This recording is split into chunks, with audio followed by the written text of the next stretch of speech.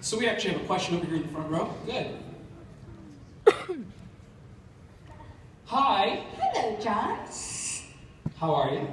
Awesome, thank you. Good. So is it boxers, briefs, or commando? You just want to get my pants off, don't you? Well, I have to say, it's not boxers because I don't like it so loose. It's not boxer briefs because I have a tendency it falls out of the leg. It's briefs because it's all held snugly together. Like one big happy banana boat. Now, does Scott have the same problem? Scott has the same problem, thank God. And I'll tell you one thing, because we're similar in size, I mean physically,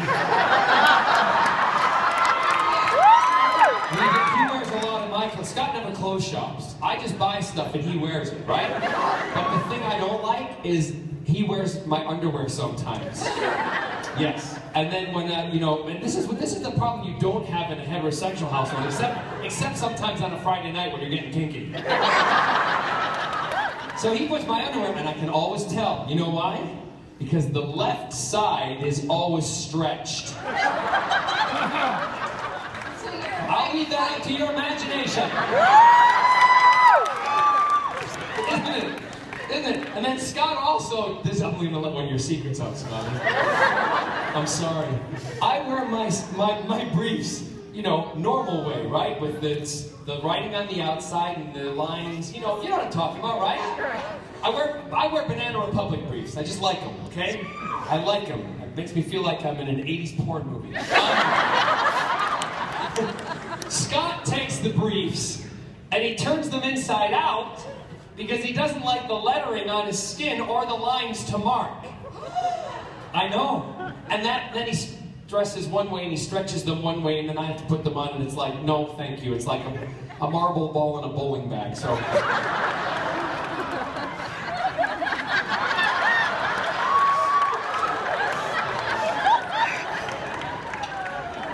Why do you think we've been together for 21 years? Today, next week. 21 years next week. Great.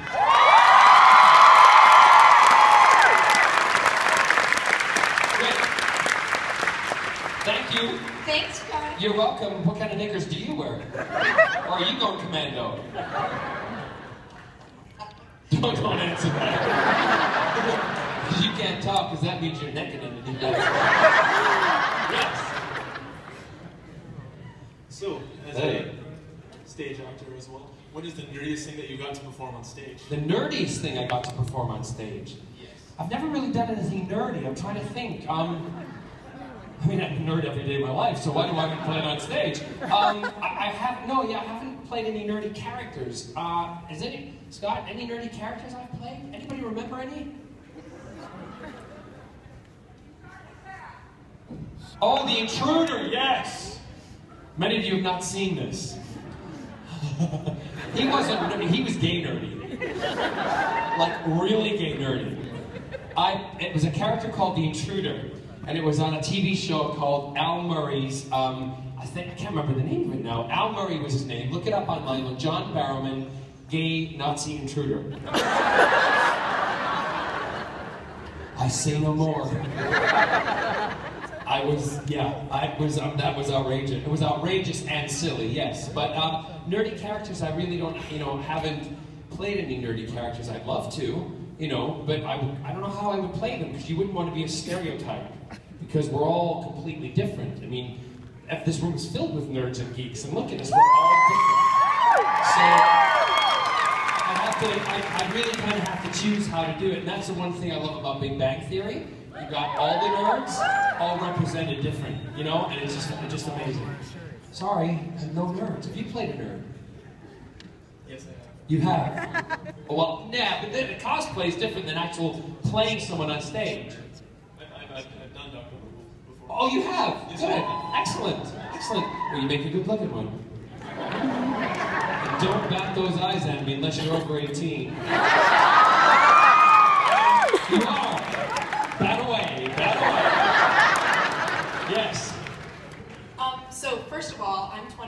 You are. And congratulations. Thank you very much. Thank you. So you've been together as long as I have old. Oh! Just Really a great way to start off. Would you like my shoe to put it in your mouth? That would be wonderful. Anything. It would be wonderful. You're my kind of girl! Second thing, you're wearing the shirt from my favorite 2 episodes of Doctor Who, so thank you. You're welcome. Also, my question is, if you were in the Harry Potter universe and you attended Hogwarts, what house would you be?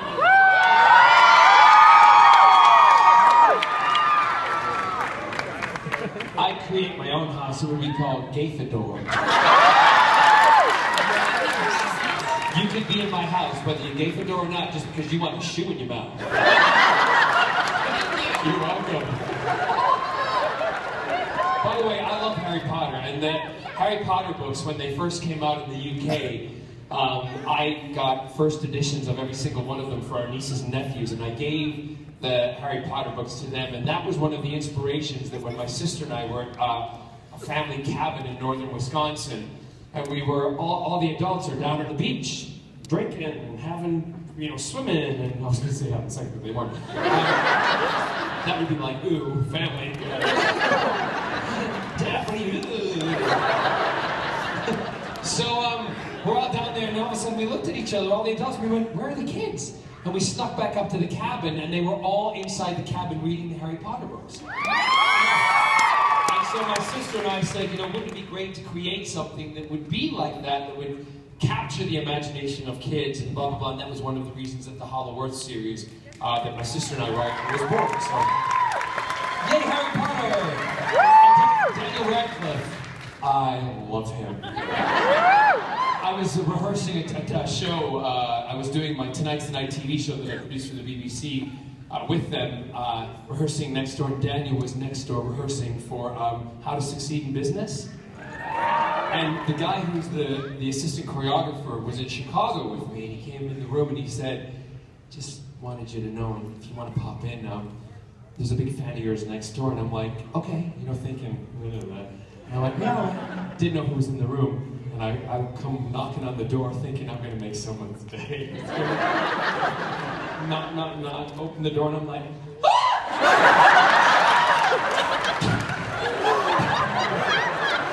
and he goes like that, Mr. Barrowman. And I said, you're still underage. I will not kiss you. Call me when you're 21. But he's a gorgeous guy, really, really down to earth, and one of those young men who's, again, himself, really doing a lot of great work within the industry, and I'm a huge fan. So anyway, yes? Oh my God, I'm still giddy from the hug I got from you in the photo booth yesterday. Really? Yes. I give good hugs, don't I? Yes, you really do. Thank you. Before I ask you my question, I want to know, what would the colors for Gryffindor be? Who?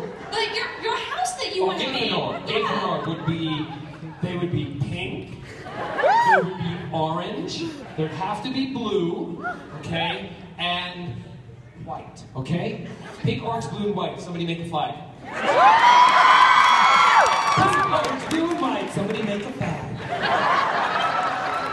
I can say it. Sign that one. My question is that some of us in the room sadly have not had the opportunity to hear you sing. So could you sing a little something?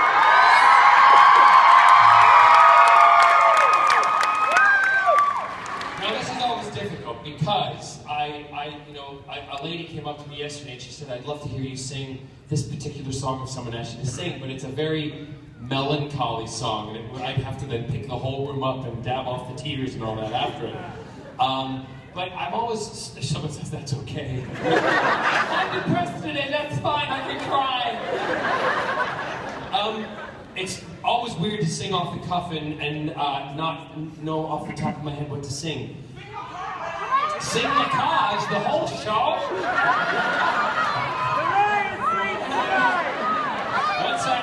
Sing happy birthday to us! It's our birthday! No, I'm not singing happy birthday. What? I don't care! Happy birthday. You look like a day over 60. Just kidding. It's their birthday! Just 1 second. I'm going to ask. Raise your hand here if you know what song you'd like me to sing. Raise your hand. Raise your hand. What would you? Well then. Oh my God! You know it all along. You didn't say. What's wrong with you? So many things. And you know what? Same with all of us. I am a huge Mel Brooks fan, so I would like you to sing. No. There is no freaking way I'm singing "Springtime for Hitler." It's gonna be. It was okay to sing it in the movie, but not in this situation because it would go down. This would be a room of haters if I did that. Me singing that and you all cheering? Wrong. I was also asked to sing that, get this, in Germany.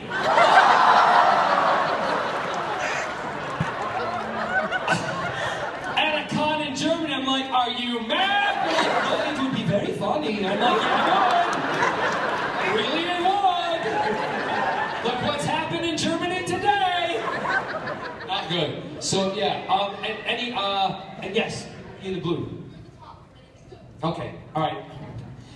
At words poetic, I'm so pathetic that I always have found it best, instead of getting them off my chest, to let them rest unexpressed. I hate parading my serenading, as I'll probably miss a bar. But if this ditty is not so pretty, at least it'll tell you how great you are. You're the top, you're the Colosseum, you're the top, you're the Louvre Museum. You're a melody from a symphony by Strauss. You're a Bengal bonnet, a Shakespeare sonnet, you're Mickey Mouse. You're the Nile, you're the Tower of Pisa, you're the smile on the Mona Lisa. I'm a worthless check, a crazy wreck, a flop. But if, baby, I'm the bottom, you're the top.